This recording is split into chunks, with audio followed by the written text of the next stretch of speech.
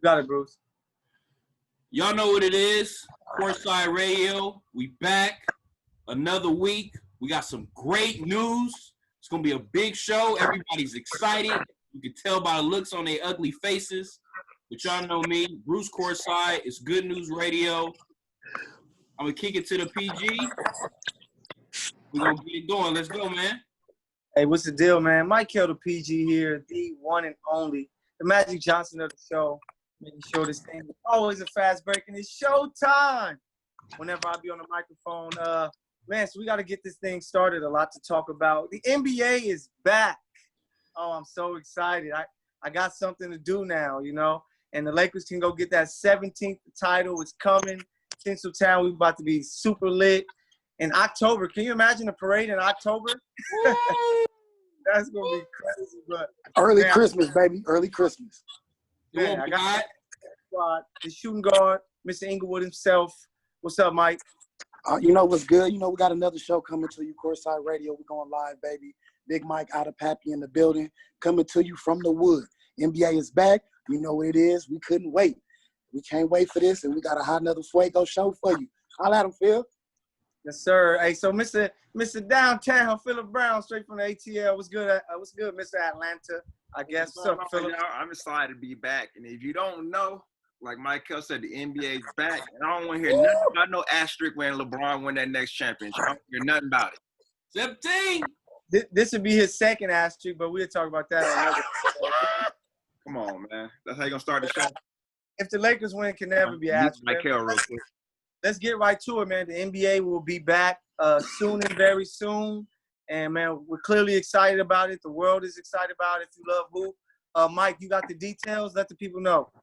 Woo! All right, so for the following up season, we have a 22-team resume of the season, but we got an 8 games going to go ahead and play out for those last final playoff spots. And it's funny because they only added 6 more teams to the current 16 playoff teams that would have made it.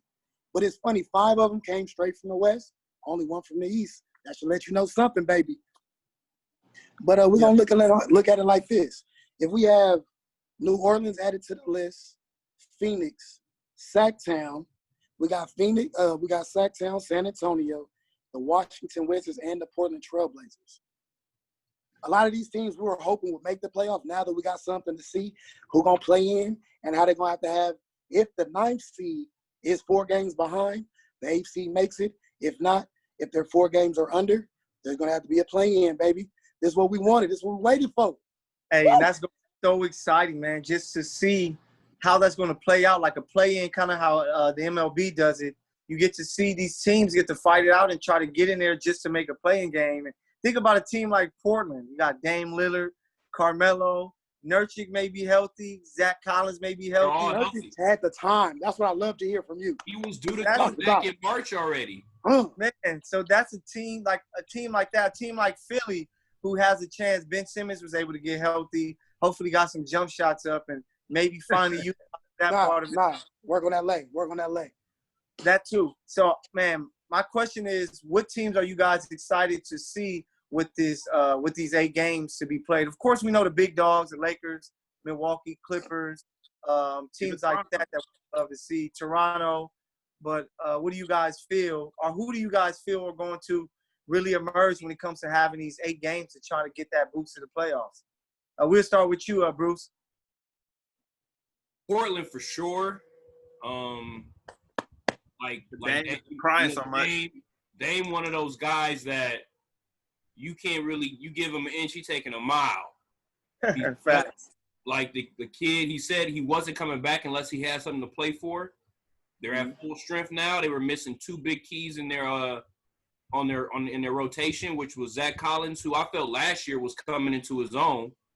And then you got Nurk, who we already know, like one of the good, solid big man role players or whatever you want to call him.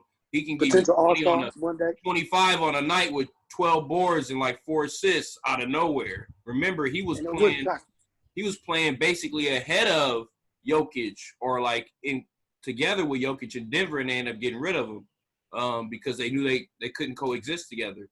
But another sleeper for me is always going to be the Pelicans because I thought that they were kind of like coming into their own as well, defensively Yeah. especially.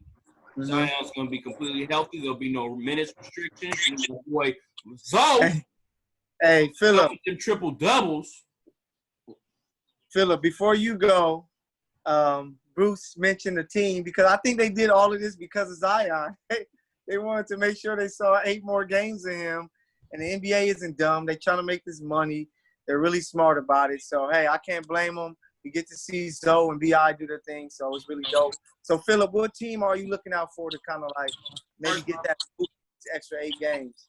First off, I want to address the 8-game situation. They want to do the 8 games so they can get all the TV money because, you know, they, in order to validate their local TV contract and get all the money to play at least 7 more games. So they're going with 8 games. And that gives those other teams that are fringe teams a chance to, you know, vie for that last position, which is cool. One thing I wanted to bring up, which I sent y'all in the group chat, your boy JJ Redick has made the playoffs the last 13 years. So he'll be interesting on the Pelicans to see if they'll get in along with Zion. You know, they want to get that extra revenue as well.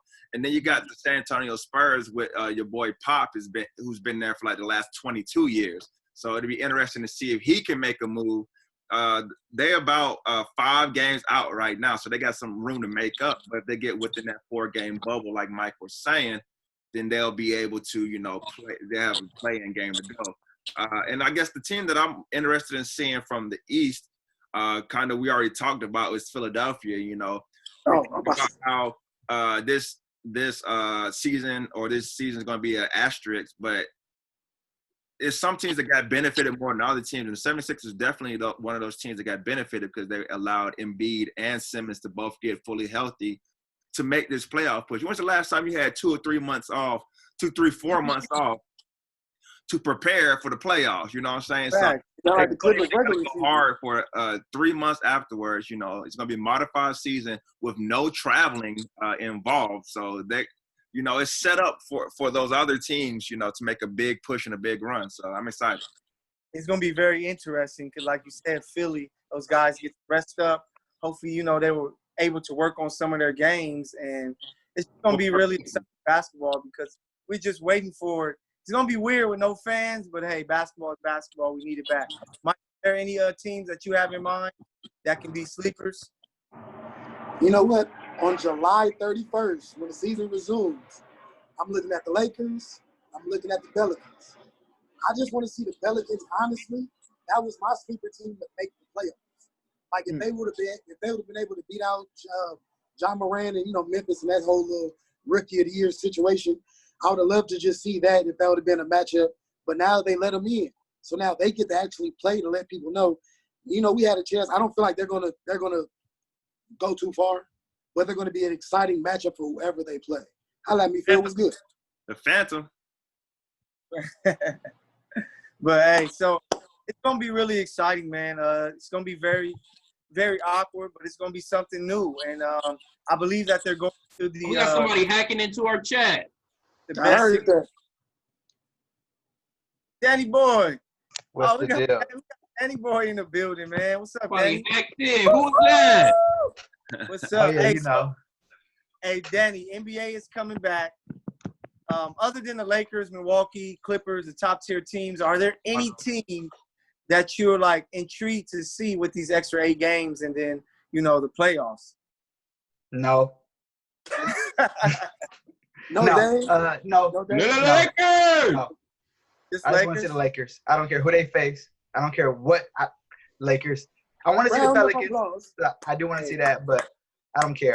Lakers. That's all I care about. I don't know if y'all Lakers in agree 4. with me, but It's over. I don't want to see Portland in the first round. Like, I would But, not want to okay, see I don't want to see Portland in You the don't first have round. to. I don't want to see that. We're not going to have I don't want to. They're I don't too want far none of down Dame. right now. I Yeah, don't need real none of quick. that. Dame and all them healthy guys, like, if they were healthy at the beginning of the season, they could easily be a top 3 team in the East. So if you have to play them in the first round, like, that's going to be so tough. But we won't have to. Oh, wait. I just thought about something. They're going 1 through 16 still, Yeah, right? so that's another thing. They're going to experiment with the 1 through 16 regardless of conferences, which I think is an interesting twist as well and may be used in the future. So It's a good. And we might get an all LA finals, which is gonna be lit. I think I'm gonna have to fly to Orlando. Clippers gonna choke second round. Easy. Clipperdero. If they even, depending on who they play in the first round, if they make it past them, be true with it. And y'all know, hey, Kawhi's been resting too. We can't sleep like Kawhi didn't need to rest. He sent emails. He talking about, do I still get to low manage for these first 8? I heard he's not gonna play the first 8 games. That's You fine. serious? No, I'm Nah, he was playing. Oh. Hey, that is hilarious. But yeah, man. So the NBA is gonna be back. Us basketball fans are really excited, man. The people who bet and gamble, they're excited because they get to try to get that money. And so let me just make sure we all got this right. So we all got the Lakers winning the championship. Am I right? Yeah. Damn right. Okay. We got LeBron winning it, to be specific, but yeah. July 31st, we back, baby. Dave. I take So hey, I got a quick question before we switch gears. When it comes to the awards, how much impact should these 8 games have on the awards? none. They should already be decided. Yeah. Already be decided? Yeah, I'm It would only be for It's not Zion. full NBA, not the full I NBA. would be surprised if I see hard competition from the top 4 seeds in each conference. Yeah. Oh, yeah. I would be surprised. So I don't feel like it won't amount to much. Okay. I like that. But, man. I agree. I think the top seeds are kind of going to ease in. You know, don't got to rush it. Yeah, you don't got to rush because they got so far of a lead that you don't really have to do extra. But, man, NBA is back. It's big time. Courtside Radio with the starting 5. We out of here with that Good News Sports, Good News Radio doing our thing. Thank you guys for tuning in to us on the Good News Radio app, Apple Podcasts, iHeart, Spotify, wherever you listen to us, man. We thank you guys for the love. Without you, we wouldn't know what to do. But now basketball is back. We're excited, but we got to get to some realness. So I just got to attack it right away. This week's hating ass Mykell segment, who I'm hating on this week, is Drew Brees. Come on, man. I can't believe that this dude came out in an interview and had the nerve to say that he doesn't want to see the protesting, that he believes that kneeling is disrespecting the flag. Like, aren't we over that? Don't we realize that Cap kneeled not because he disrespect the flag? We're seeing it right now. With the deaths of Breonna Taylor, George Floyd, Ahmaud Arbery, that, man, it's like, what can't these people see? And we need a white athlete, star athlete like Drew Brees to step up and kind of give his take and be on the right side of it. We needed him to say just that. Yep. We needed him to say just that, to see where we really are. Yeah, for real. But it's just let you know that we needed to some see of them where still. Now get your ass out of that black state. It's crazy. It's crazy as a veteran of the military to hear other veterans of the military say that they understand that it's not against the flag, and then for people that haven't served this country to twist the message and everything is very discerning, that they're trying to stick up for people who are saying that this is okay, and they're the ones that's actually fighting, for this. Sounds repetitious. Sounds repetitious to what a fellow number 7 that we know who tried to say the same thing, that I'm not going against our military forces and our country. We're only going against the part that you like to leave out of the generational disadvantage that a certain group of individuals are always left out of. And the fact that he seeked guidance from military members as to how he would respectfully protest during the national anthem, because it started with him sitting on the bench. Nobody said anything then, and then he had those conversations. Okay, that's not the correct way to go about it, so I'll just kneel during it. And then that's when all the backlash and hate came. So it's never been anything against the military members or the veterans, such as myself and others. So man. So it's crazy. We need all these athletes to be on the same page, but clearly they're not. So we just got to deal with it. So shame on you, Drew Brees. I like your game, but now you're a clown to me. So hating ass Mykell segment this week. Drew Brees. If I can pimp smack anybody, it will be that man right now. But man, let's get right. I got some. So last week. Good job, Mykell. That's your first hating ass that I agree with. Get out of here. Hey, but let's get to it. man, with all the stuff going on, all the protesting that's going on, whether it's peaceful or destructive, it's a bunch of protesting going on because of the murders of, the quote unquote lynching in front of the world of George Floyd, the murder of Breonna Taylor in her home, Ahmaud Arbery being killed. We talked about it last week, but the protesting just pretty much happened, and now we're here. So, man, what do you guys take on it? Just to know, like, I've been at a few of the protests. I just feel I had to do my part and be there to, show love for, for our people. We don't have Hans this week, who is the only non-African American on the show, and man, we got to fight for our people because it's been so long that we've been going through this craziness. 1619, once we first landed in Jamestown, we've been dealing with disadvantage and being murdered and being lynched, and now it's just televised, and it's time for us to make this call. So, I just hope that it doesn't stop and that people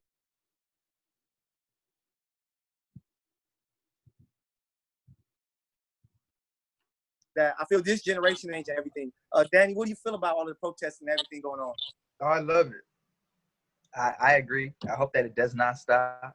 I think once it stops is how the idea that we don't care anymore slows down, and then we get back to regular scheduled programming for them. One, two, I was able to go to a protest out here, and I went with my sister. Well, kind of, but we went out there, and it was peaceful, right? Okay. And obviously, they had their idea of how it wasn't peaceful because they decided that after 6 o'clock was curfew and people were still out. So that wasn't peaceful for them, the police. But overall, it was a peaceful event. I have one idea, that I think that, because I like to observe. I think I do well at observing. I thought you were on a toilet real quick, Phil. I don't know why I thought you was on this. I just like wait you on the toilet. Sorry, that just threw me off. But I feel that there's a lot of confusion, which is why I think it was a good idea for Barack to have an address today. But I think there's a lot of confusion and misplaced leadership as far as African Americans for somebody to kind of try to lead the charge. That's real.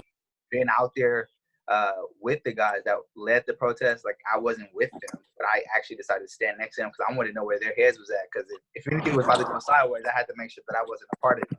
Right. Even though I ain't against the rioting, I'm just not gonna do it. I wanted to be there, and I felt a lot of confusion.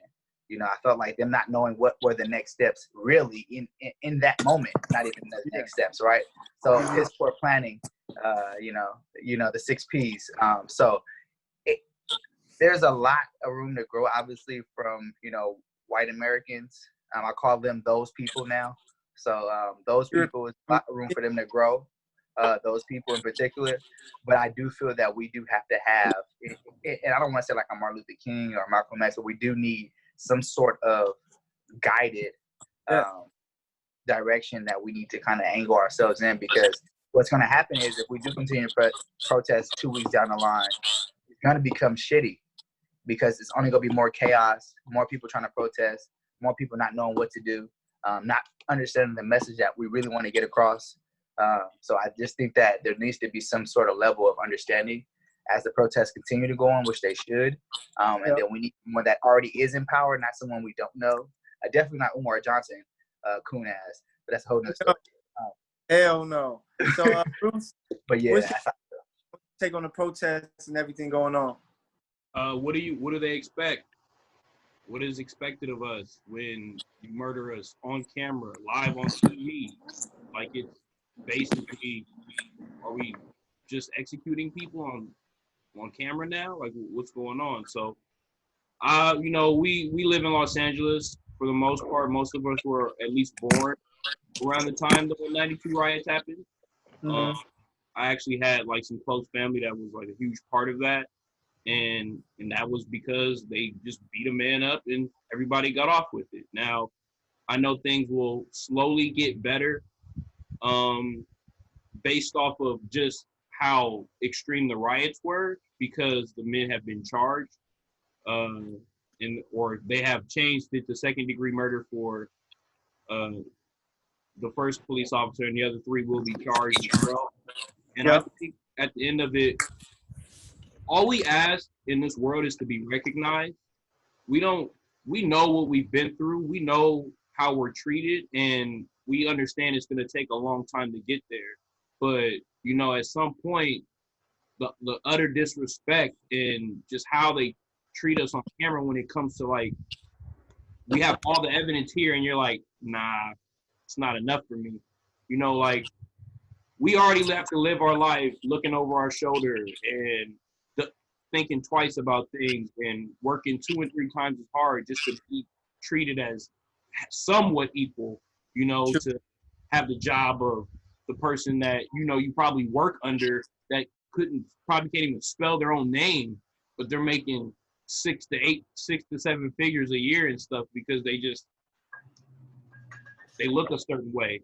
So we struggle a lot with just everything going on out here. And I just feel myself as a black man, like I say, we have to bite our tongue and do all this. And like, it's not like a shock to us when we're treated poorly. We pretty much expect it in most situations just because of how we were raised and what we go through on a daily basis here. We know people are racist. We know they're prejudiced. We know, like, even like somebody makes a black joke or something and thinks it's funny when you're with the corny, you know, like white guy or something like that that's older that wants to make a Kool-Aid joke or something like that. And Real talk. Yep. Rather than you just snapping the dude's neck right there, knowing you're very capable of it, you laugh it off, or you shoot the dozens back. But you know, like, they get angry because, oh, well, why are they rioting or why are they doing this? And for the most part, like, we've seen all of the media and, you know, the narrative they're pushing of the riots and not, you know, following the showing the peaceful protests as much, or it's just how bad it is and not like It's, actual goal is. I just feel that they don't fully understand us, so that's why they don't understand this outrage. So Philip, we're gonna finish it up with you, Mike. Philip, you were out there during the protest, and we were out there in Beverly Hills. What's your take on everything going on? You know, first off, I want to, you know, do a quick rebuttal to your hating ass Mykell segment. Aaron Rodgers just spoke up as a white superstar in the NFL and said, a few years ago, we were criticized for locking arms in solidarity before the game. It has never been about an anthem or a flag. Not then, not now. Listen with an open heart. Let's educate ourselves and then turn word and thought into action. Not that was important to show. Man, that ain't no rebuttal, though, but that's my rebuttal to what you were saying. Like, okay, you know, to show the other side, to show the other side. Yeah. And then LeBron, actually, to bring it back to the NBA, LeBron responded to Drew Brees, and I respect LeBron for using his platform. But he said, wow, man, is it still surprising at this point? Sure isn't. You're literally still don't understand why Cap was kneeling on one knee. Has absolutely nothing to do with disrespecting the flag or our soldiers, men and women, who keep our land free. My father-in-law is in one of those. So I just wanted to, you know, show that people are clapping back that are in high positions to, you know, to stand up for Cap and actually justify what was going on. But we were out there yesterday, man, the other day. Met up with Mykell, and we walked the streets. You know, we protested together, and that was the right thing to do. That was the right thing to do. I felt that I needed to go out there and show my support and my voice, and however I could. And I think that the fact that people in other countries, especially when you hear of people in Syria, who are on our side or on the side of justice and everything, then that's really powerful when those people are being oppressed daily and they can still see the oppression that we face here in America. You know, it speaks to a different level that people in our own country still deny and fight against, you know, the rights that we're having. I just can't believe that we live in such an open world now, such a unified world through the internet and through various other, you know, social medias and whatnot. And we still have people that say that everybody shouldn't have the same rights for whatever reason, whether it be the color of their skin, their sexual orientation, or whatever. How do you deny any other human the same rights that you're getting? It's just, I just don't understand it. Yeah. So, Mike, what's your take on the protests and everything going on, man? I feel like the meaning of the protest is not being fully understood because of there's a large group that is sabotaging the actual peaceful part and are actually doing unnecessary rioting, looting, and it's not us. It's the people of a different nationality who's making it their priority to somewhat show fake help to our pain, or to go ahead and come up off our pain and go ahead and say, because we're getting blamed for when they loot, when they are breaking shit, and they're like, oh, look at the niggas again. Matter of fact, it's a majority of white people right now, because if you look at most of these videos, the people of black ethnicity are actually trying to stop them from doing that, because you're taking away from what we're actually, from how we're hurting, you're taking away from that shit right now. And then we're getting blamed for more bullshit as per usual. But I do feel that this was necessary. It's been coming, but it hasn't hit its peak yet. And I love to see people come together in solidarity. But until people truly understand why we hurt, why we feel this way, why we must act out in certain different ways, and why they say, oh, well, what else can you guys do? Well, let's see. Unless we immobilize your bullshit and go ahead and take back our economic power and use that against you, because that's the basis of a lot of things that we have. But it's like, if we don't use Black Wall Street, they burnt that down. Yeah. That's what I'm saying. They were burning down the wrong buildings. The buildings that we need still have money being made and things of that nature. So, man, I just really think that after the protesting, I think it should continue to go on. People should continue to come out and show up. We have to, our leaders, whoever they are, have to sit down, come up with some demands that need to be made. If not, it's going to get back bad again. And I just think that's the only way that we're really going to see anything as far as coming from this. And it doesn't matter who you are, you just have to ride for your people, be true to yourself. Danny, we talked about it earlier. We saw Jason Whitlock was let go from Fox Sports, and the few black faces that I know at Fox is kind of like, they were glad, like, yeah, because the person who, kind of said all these things and takes the wrong side, is the guy that's getting pushed out, while the other ones who are riding for the cause are the ones that's still in it. So I think that's very important. What you feel about it, Danny? Oh, he was a pawn. He was okay until the shit got hot. Now that it's probably negative, really, to kind of say anything negative about the African American community, he has no real power with that company, so they let go of him. You know what I'm saying? And he did all that shit, and now you have nothing. And it's crazy because he's the one that got let go. After all that coding and dancing he did, he was let go. And I hate to say it for him because he is a minority, he is black, but it's a reality. You know what I'm saying? He need to get his SHIT together, because that's not the way he should have been acting. He was disrespectful to a lot of people, environmentally, so much in the wrong way. Like, there's levels. You know what I'm saying? He was just going beyond where he needed to really. He was on boss level. That's what he was. But he was going way past really. I think what he even really felt. I think he was just really so fixated on making sure he got that check coming in that he lost his way. But I got a quick question for y'all, real quick. How do you feel about that? Okay, so cause and effect, right? We learned about cause and effect when we were like 5th grade. I feel that people more so focus on the effect versus the cause. I do feel that the riots, though they may be coming from different types of groups, are what will contribute, or what has contributed to people taking action, quote unquote.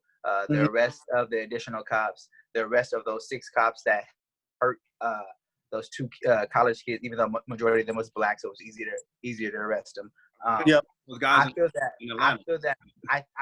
cause and effect. I feel like the effect is what people answer to, right? So the cause was, this black man died, but we didn't really trip off that, right? But the effect was that people started rioting and tearing down businesses and prevent people from making money. So now we got to address it. So I'm asking you guys, do you feel that the effects of the riot part is what help really kind of us even, or is what's going to help us get into the next mode of what needs to be done? Hey, let me knock that out first. I believe that it's very crucial. Like, when you think about when Dr. King was assassinated, the people rioted for 6 days. And after those 6 days, the Civil Rights Act of 1968 was created. So I think that you have to cause some mayhem to really wake people up for them to see, like, damn, like they really mean this, and we don't want them to tear this whole country down. Right. So we have to make a change. So I think that that's why when people say, oh, people shouldn't be out here, I think that it's good that some people are doing that. You know, I hate Unfortunately. Yeah, unfortunately, but this is how we're gonna think about it. When you're a kid, this is how you really get your parents' attention. When you up there doing real bad shit, that's how you All the time. And then you know what's funny? The sad part, most people. Kid, I need to handle him. But if you just be very passive about it, we see what they do. They don't really answer to that. So I don't see anything wrong with it. You guys have any takes on that? I feel like I just want to say I don't see anything wrong with it based off of, like you said, the cause. You know, there's a reason we're out there, but there's also, you know, another plus in it is all the platforms we have, like all the media, social media, and us having access to things. Because you sit here and you watch the news and they only cover riots. You look on Instagram, Twitter, and everything, and it's peaceful protest. Yep. And they're losing control. They're losing control, and they realize that not only of the people, but the narrative. They can't push their narrative anymore as much as they want to, and it drops off the cliff somewhere because they're realizing like we tried to scare them and say it was all right. So you get the simple-minded folks who only have Fox News saying like, "Oh, you guys are horrible," but then you got the younger generation, the millennials and the younger kids, especially the white kids, who are like, "Nah, mom and dad, like this shit is wrong, and they need to be better." And I think that's what's helping us a lot is just the culture, hip hop, things like that, basketball, things like that have brought all of us together. And the fact we don't got to go to work right now, and everybody on unemployment making money gives us a ton of time to just go tear up your shit. We got all types of extra. We got snacks and water. We donate and everything. We good. We ain't got to worry. Yeah, we good. We're gonna be out here for weeks. They donate snacks outside. We're gonna be out here to July 31st in California for sure. Hey, 600 run up, then we might have a problem. Exactly. We turning up. Mykell Brown, y'all got it. I said Mykell Brown. Mykell Phillip, y'all got any takes on that? I got. Well, you go ahead, Phil. You got something, man? I got something. Yeah, bro. I'll close it down. I got you. They got. I feel like most people, when it comes to change, they don't hear you until you reciprocate the same volume of attitude that you give them. I feel like a lot of people, like right now during this day and age, we can come together as different races for a certain cause, but it's like most people really don't hear what's really hurting us. What is the whole basis of why we doing this shit? And it's like until you show them a level of aggressiveness that they show you, they're gonna pay it no mind until it actually starts affecting their pockets, until it starts affecting them mentally, physically, or let's say it just starts affecting their daily life, as we do on a daily basis of having to worry about just leaving our house. Yep. So, Phillip, what's up? I just want to say quickly that all of this is starting to lead into actual changes in law and procedure, and that's what's really going to impact us the most, because they're going to always be racist people around us, and they can't, it's hidden, so they can't really hurt us that way. But if the laws and the rules, are opened up to, also be more even and level with us, that's what's really going to impact our community more so than pointing out who's racist. They're always going to be those closet racists, so that's not going to change. So. Yep. So, man, before we get out of here, man, I just want to let you guys know, man, I got love for y'all, man. We all American males out here trying to make it, and we trying to change things for our kids and our future and stuff like that. So we got to be great and use our platform to speak our voice, because we are personalities, sportscasters out there that has a voice, and we have to make sure that we use that. Before we get out of here, to starting five, of course, we got to do our Throwback Thursday Player of the Week. Mark Eden is the guy. Throwback Thursday Player of the Week. Mark Eden, 2-time Defensive Player of the Year. Make sure you guys check our Courtside Radio Instagram. There's going to be some highlights up of him. Phillip, you got a Throwback Thursday player. What's his name? Man, I just wanted to give a shout out to this guy. He's a newly found Throwback Thursday player or throwback guy now. your boy Vince Carter, man. He came into the league. He's no longer in the NBA now that they, came with a 22-team format. He was Rookie of the Year. He recorded the most seasons played at 22. He's an 8-time NBA All-Star and he's a dunk champion in the year 2000, man. So shout out to Vince, that boy. That's why I'm rocking the Hawks today, man. Just want to show my love for him and all he's done for the game over the years. Yeah, Greatest dunker of all time. That's 4 decades. Yeah, Greatest Mark dunker of all time. Vince Carter. All this stuff. What did you say? Is he the best Greatest dunker of all time? He is. Best dunker of all time. Not if of course we know this. Unanimous? But Courtside Radio with the starting 5, man. I know you guys gonna love this episode. Make sure y'all keep following us, Courtside Radio, Instagram page, the Good News Sports, the Good News Radio. Check us out on all your favorite media platforms, podcast platform. The grind does not stop. 5 African-American males looking to take over this radio thing with a Jewish kid that's putting in work. So, hey, mad love from the point guard, from the shooting guard, Mike, from the small forward, Hines, from the stretch forward, Phillip, from the center, Bruce, and then from the CEO, Danny Boyd, himself. We are out here grinding to the end, man. Courtside Radio starting 5. Thank you guys for tuning in. Don't forget, check out Touchdown with Tangents. Those are Thursday brothers, man. Peace. Real basketball hoops ball, baby. Y'all be safe.